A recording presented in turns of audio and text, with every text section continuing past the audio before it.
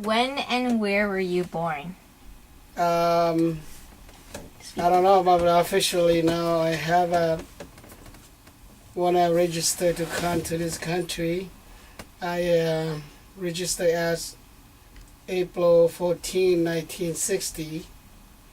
But when I got here, I have trouble to finishing my high school, so I changed to 3 years younger, like May 15, 1963. But that's still not the correct one, so that's my story on my birthday. I never know when I was born. What was the living situation like in Laos?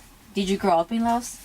Yeah, I did. I grew up in northern Laos.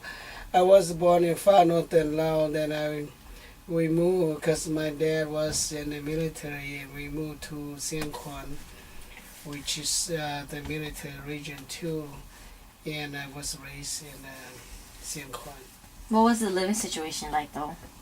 Well, during my time over there, we were refugee. We just moved place to place, and we got our food from the U.S. program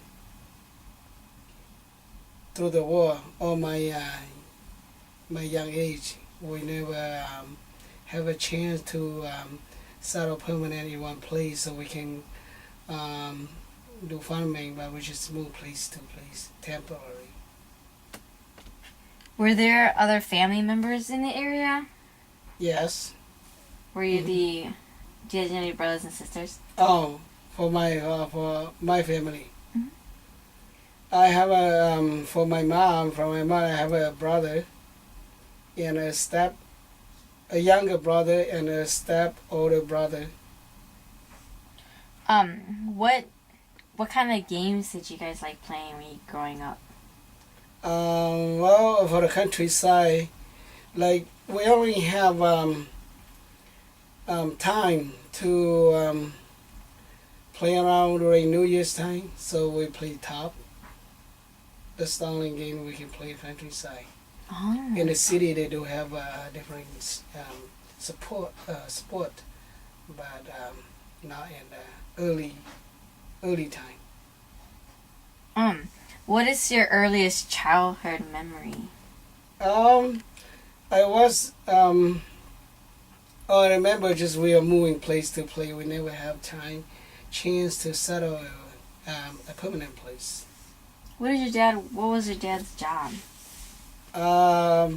Back then, all the men out in the military.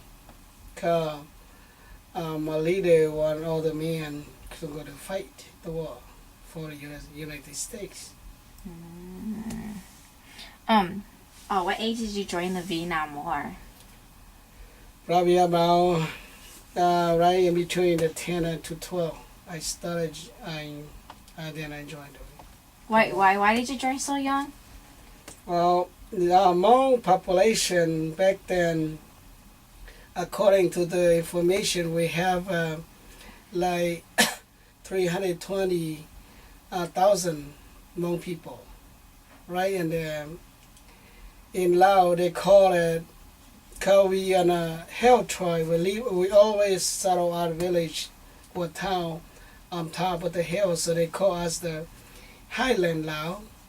And we have the Midland Lao and the Lowland Lao. The Lowland Lao is the people in the government control. It's Lowland Lao, they are the majority.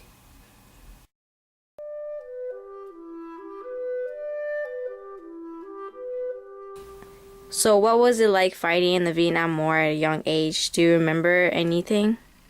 For me, because I was too young, and I only worked with side by side with the group commander, and all I know is go maybe patrol, sometime garden and watch. I don't really have a time. I did not have time to make the CIA officer from the United States because I was young. Then I just be with my commander. You know, all my training through is just go. We know how the communist uniform look like, so anytime you see those uniforms, you just shoot. That's it. Were you scared? Sometimes, but I was too young to know everything, so I don't feel I'd be scared. I just do what I was told. Mm. Do you remember anything like the jungles, or what was it like? Like the weather, was it hot or? No, actually, in military region 2, that's highland, especially highland, really hilly land, and we have a tropical forest, and there's a jungle, real thick jungle. So mostly we spend our time in the jungle when you go out to patrol. Did you see any Americans, or did you meet any of them? Well, later when I grow older and when we moved to the capital, the CIA headquarters in Long Tan, then I started to see the American people, but not when you go to the front line or you stay in your military base. How long did you fight in the Vietnam War? I've been in the war. I entered the war in 1972. And then I stayed there until 1975 when they say pull out Laos.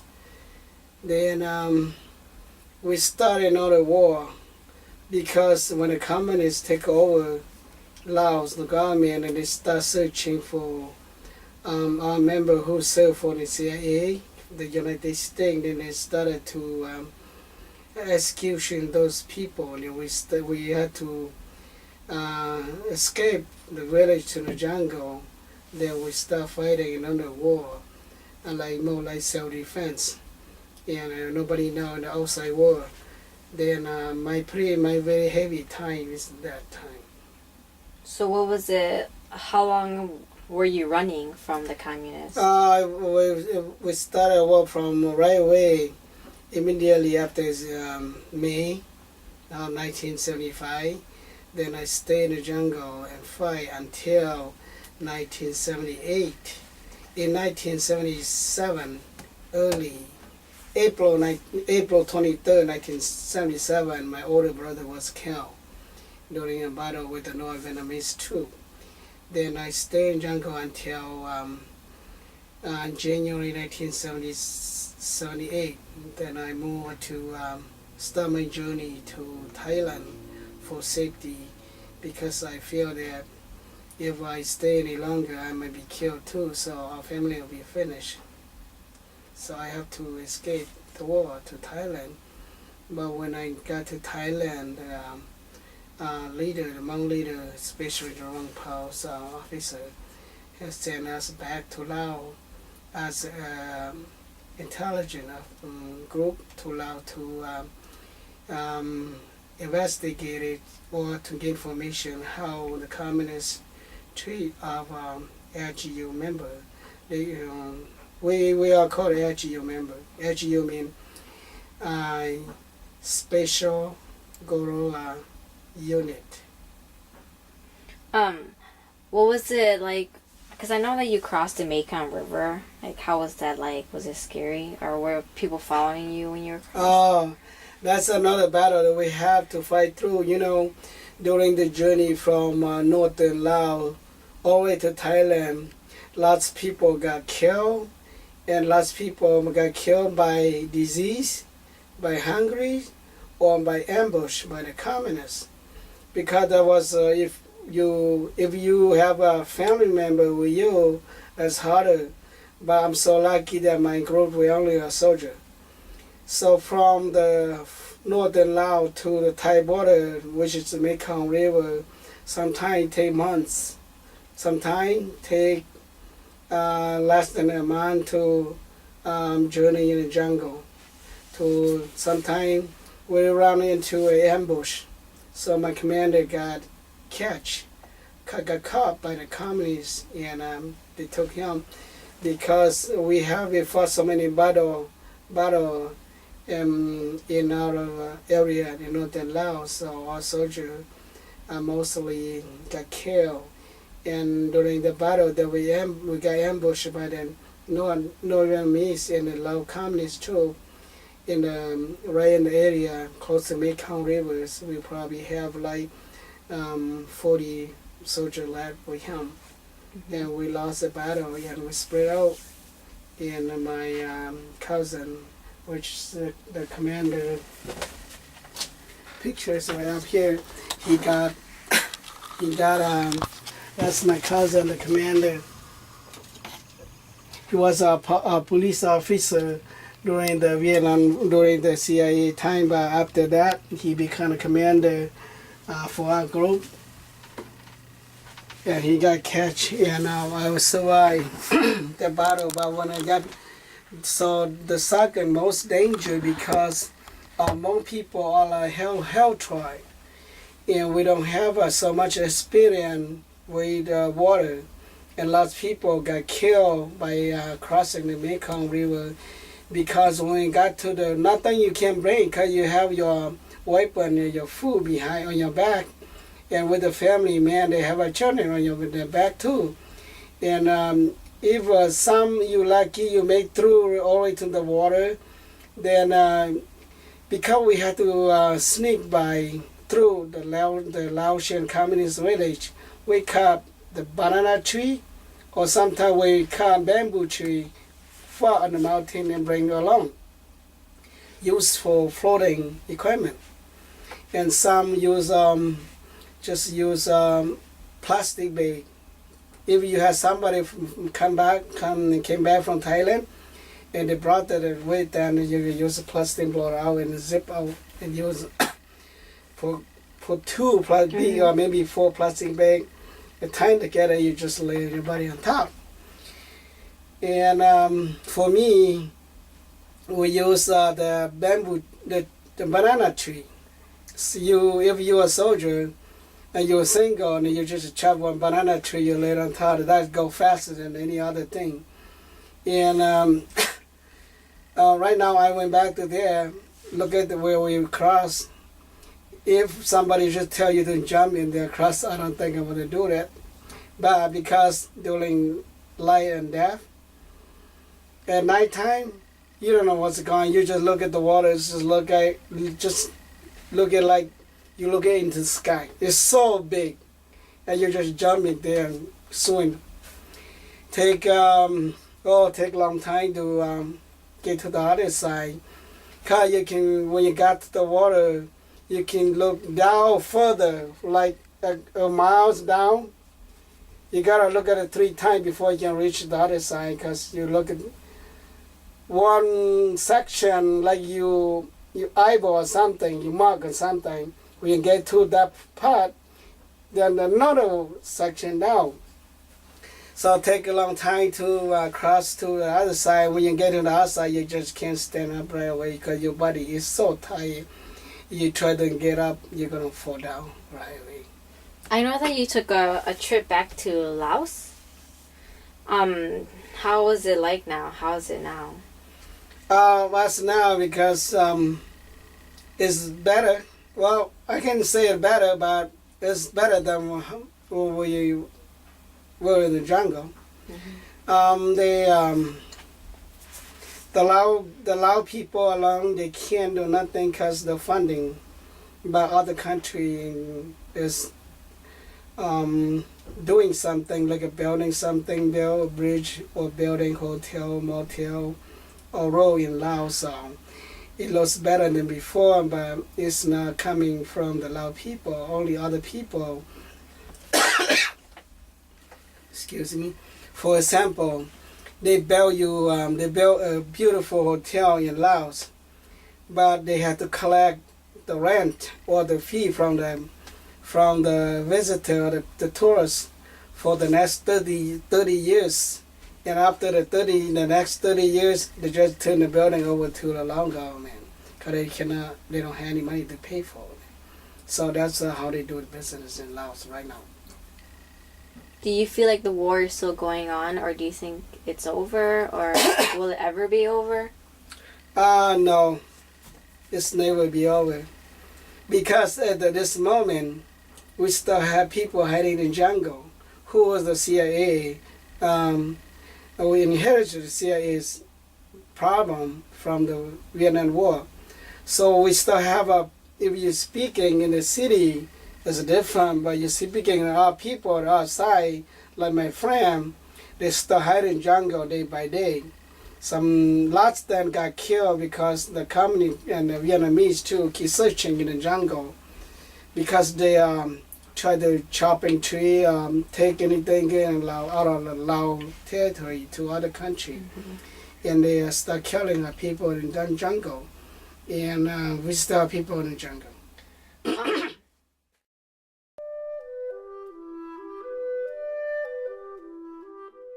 Well, before we talk about the group that you're in, the United States National Defense Corps, when you came, what year did you come into the U.S.? September 4, 1980. Do you remember your experience, like how hard it was in understanding the English? They have a little schooling or class in the camp before we come here, but over there we learn mostly like people from Britain, from England. They teach a little bit, but it's totally different. When we got here, I used to start from zero. I go into high school in 2.5 years, but I still struggle with English because it's so hard.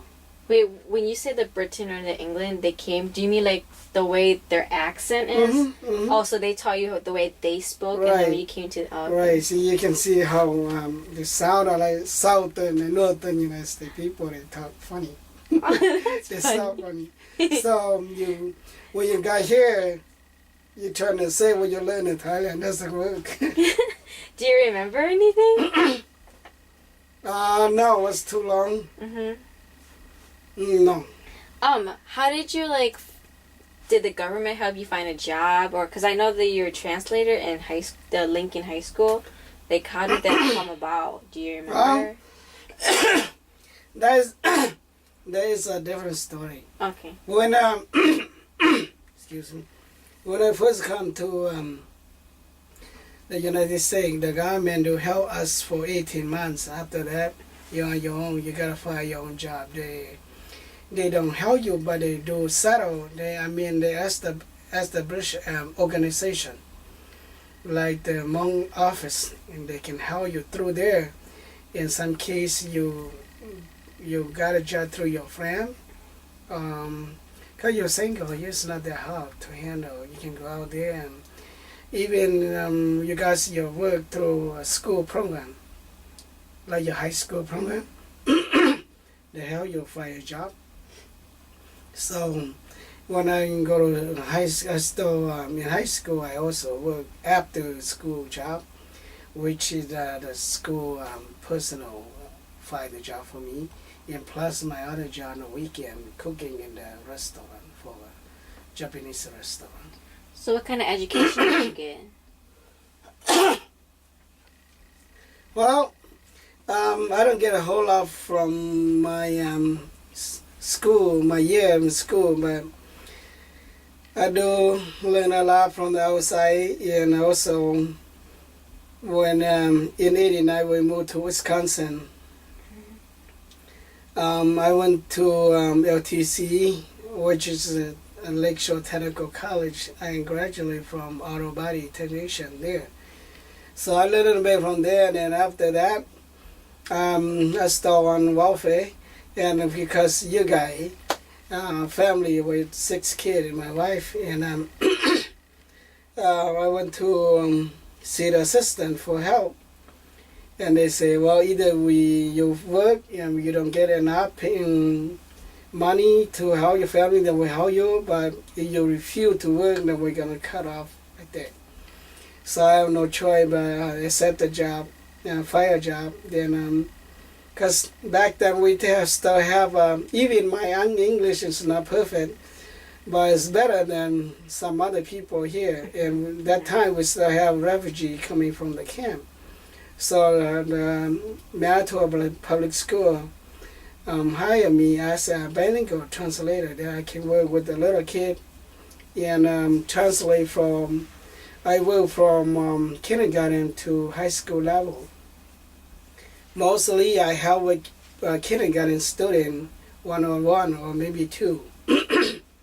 And for the middle school and high school, I just do interpreter or translation for the home note, or maybe when to see the family in case the student have a issue.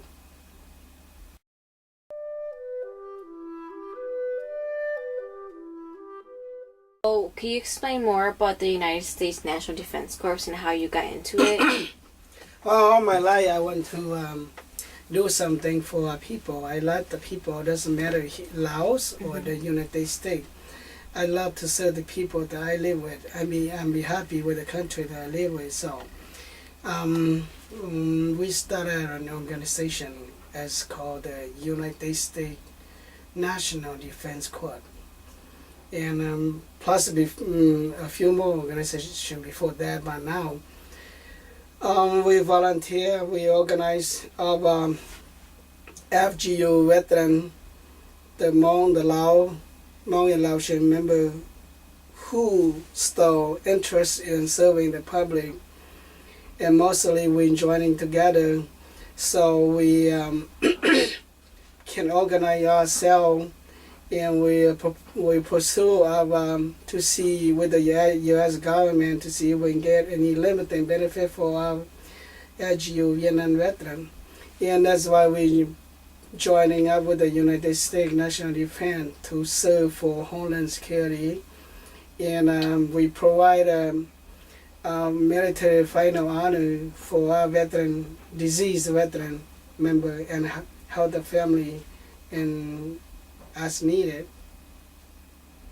And I am the division commander in Wisconsin now. In Wisconsin, we have 2 divisions, and I am one of the division commander. And I have over 200 members in my division, and also in the organization, I have 2 jobs. I am a court officer, which is a C4 officer. C4 means supply officer, which I provide. I stock all the insignia, uniform insignia, like the shoulder patch or many items that we use on behalf of the organization in this office. So anytime when anybody, any leader, any division commander from other state, they need something for the member, they just email it to me and I ship out to them.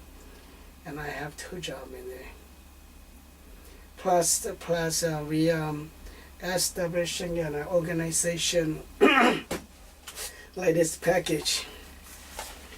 This package we are scheduled to see with the United States. That's called Association of the United States Army in Washington D.C., which is oversee everything in this country. We are proposing this proposal that we are going to meet them. We're going to propose to them for recognition of LGU member, because we've been here for the last 30 years. We did not get any recognition from the U.S. government officially, so we want to be part of the Vietnam veteran in this country too. So hopefully we have some good luck. So being part of this organization, who have you met? Like, I know that you met some really higher people. Like, can you explain who they are? Yeah, I have I met a lot of state official member, like the Secretary of Veteran Affairs in Wisconsin. They are my friend, and the governor and the mayor. And for this United States National Defense Corps, we call it USNDC. I met with General Dunbar, the National Guard Commanding General in Wisconsin. Actually, we just hosted the 50 years anniversary of Vietnam War last year, which is in like 2011. So from 1961 to 2011, the 50 year, we hosted a celebration to honor those older than me. For example, as a young generation, I respect my senior members, so we host a statewide event, and we invited General Namba, and he was so kind to us, and he accepted our invitation, and when the time come, he just landed his Black Hawk in Marathon and come out and speak to us, and I just feel so proud of him and for my service. And also because General Wang Pao leader was passing away, when he came and we saw him, and also I worked with the U.S. Army Reserve, and I invited them bring tank, bringing their military vehicle to display at the site. And General Namba Khan, and we just marching together with along with our troop lining up to welcome him. And I just feel so proud that even my older brother was killed during the war. I feel like he's with me, and I'm just so proud, saying that was the proud moment in my life since I came to this country.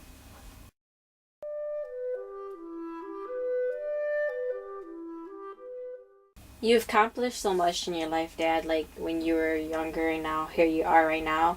Do you have any like last words or advice to any younger generations?